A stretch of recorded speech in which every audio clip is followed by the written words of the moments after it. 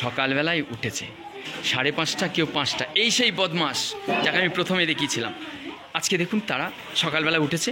আপনার বাড়ির বাচ্চাটিকে কিন্তু ঠেলতে হয়, একে কিন্তু ঠেলতে হয় না, নিজে থেকে ঘুম থেকে ওঠে, তাই তো বল? একদম নিজে থেকে ওঠা। বাড়িতে ঠেলতে হতো, ঠাকুমাকে ঠেলতে হতো, ওঠো ওঠো, আর এখানে ঠেলতে হয় না, দাঁড়িয়ে পড়েছে। এক্ষুনি সকালে ব্রেকফাস্ট হবে, কিন্তু ব্রেকফাস্টের আগে একবার পড়াশোনা কমপ্লিট হয়ে গেছে, তাই না? সকালে উঠেছে 5:30টায়, আর এদের সবাইকে দেখিয়েছে। আপনার বাড়ির বদমাস বাচ্চাটিকে কিন্তু তৈরি করতে হবে, ঠিক আছে? 2 বছর হয়ে গেল কিন্তু, হ্যাঁ সবচেয়ে বদমাস, এমন 2 বছর হয়ে গেল, দেখতে দেখতে 2 বছর, 1 বছর, তোর 1 বছর হয়ে গেছে বাবা।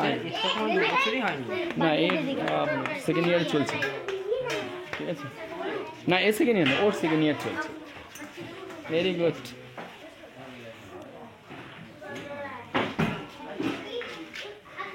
এইরকম যদি ক্যান্ডিডেট পান না, তবে মানুষ হবে। ঠাকুমা ঠাকুরদার কাছে মানুষ হওয়ার যে রাস্তা, এই হচ্ছে সেই বিবি থাপা, যাকে দেখাচ্ছি অনেকগুলো ভিডিওতে। সকালে ব্রেকফাস্টের ঠিক সামনে বসে আছে।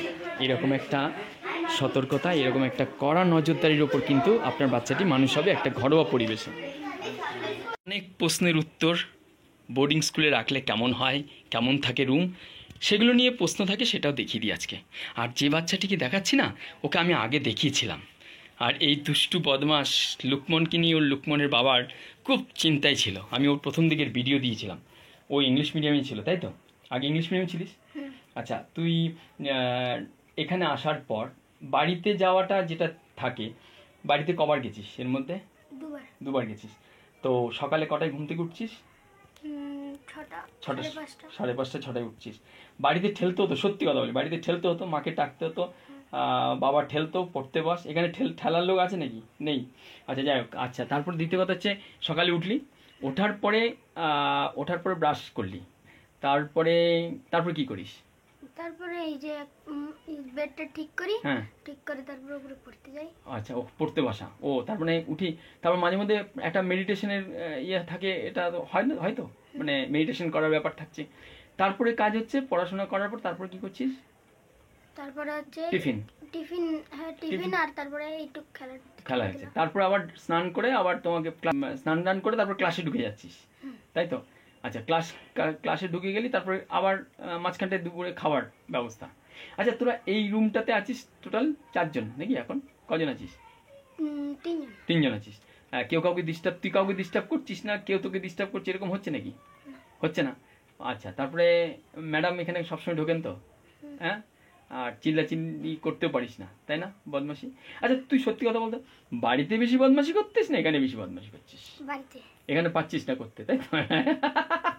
আচ্ছা, বোর্ডিং স্কুল আগে কখনো যাসনি, এখানে প্রথম এসেছিস। সত্যি কথা বলতো, বাড়িটা ভালো লাগছে না এটা ভালো লাগছে? এটা ভালো লাগছে। এটা ভালো লাগছে। আচ্ছা, পড়াশোনা ওখানে করতিস এখানে করছিস? ওখানে করতে ভালো লাগতো পড়াশোনা, না এখানে করতে ভালো লাগছে? কোনটা? এখানে। আচ্ছা, মারামারি মারছে কোনো মাস্টারমশাই, এই ধর অনেকক্ষণ ধরে পেটাচ্ছে, এত পেটান। বাড়িতে তো অনেক পেটাপিটি হতো নাকি? পেটাতো তো, তো এখানে পেটাচ্ছে না, সেটা হচ্ছে তো। এইগুলোই আমার দরকার, কারণ এটা তুই যা বলছিস সেটা 8-10টা বাচ্চা তোর সমবয়সী, যারা ধর তুই রাকিবের সঙ্গে এসেছিলিস, রাকিব টিকলো না, চলে গেল। আমার নিজের খুব কষ্ট হয়, রাকিব পড়াশোনা করলো না, তার কারণ সে একটা বদভ্যাস ওর কাজ করেছে। এটা অনেক বাচ্চার মধ্যে থাকে, ধরে রাখলে আজকে অনেক দূর এগোতো রাকিব। আমার খুব কষ্ট লাগে রাকিবকে, কারণ রাকিবের মতন বহু ছেলে মেয়ে বাবা মার রয়েছে, রাকিবের মাও চেষ্টা করেছে।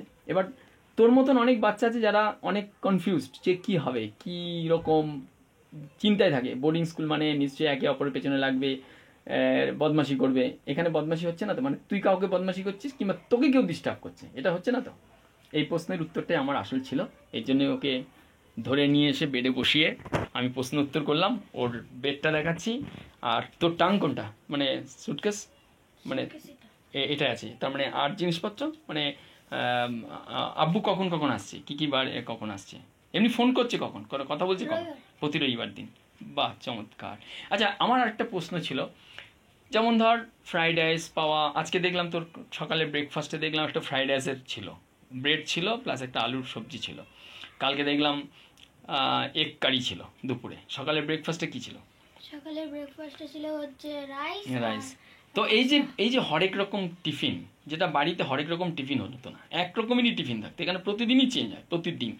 দুপুরে খাবার প্রতিদিন চেঞ্জ, এগুলো শুনুন আপনারা। আপনারা যারা এই ভিডিও দেখছেন না তাদেরকে বলছি, খাবারটা ওদের মতন করে বানানো হয়।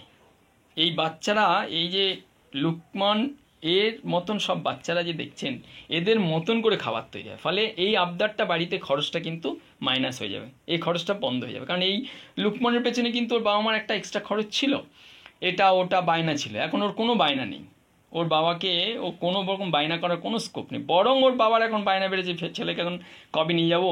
একবার ঈদের সময় গেছিলিস? কদিন ছিলিস? তখন কিন্তু হেভি তোকে আদর করেছে তোর বাবা মা।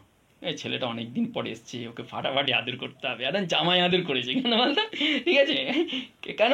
অনেকদিন পর ছেলে বাড়ি এসছে। এই আদরটা পেতে গেলে কিন্তু বোর্ডিং স্কুল ভালো। আবার বোর্ডিংয়ে থাকলে কি হয়, নিজে তৈরি হওয়া যায়। কারণ বাড়িতে তৈরি হওয়ার মধ্যে আর বোর্ডিংয়ে তৈরি হওয়ার মধ্যে অনেক পার্থক্য। ভালো বোর্ডিং খুঁজে বার করতে হয়। অনেক অনেক ধন্যবাদ তোকে, তুই আমার টাইম দিয়েছিস।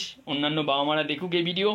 যারা হতাশ হচ্ছেন আপনার বাচ্চাকে নিয়ে, তাদেরকে বলবো দেরি না করে যে কোনো ভালো বোর্ডিংয়ে রাখুন। আর যদি বাজেট কমে চান তাহলে blue diamond English medium boarding school, আর কিচ্ছু নেই। ভালো থাকবেন, অসংখ্য ধন্যবাদ। সঙ্গে থাকুন, নতুন হয়ে থাকলে সাবস্ক্রাইব করে ভিডিওগুলো দেখতে থাকুন।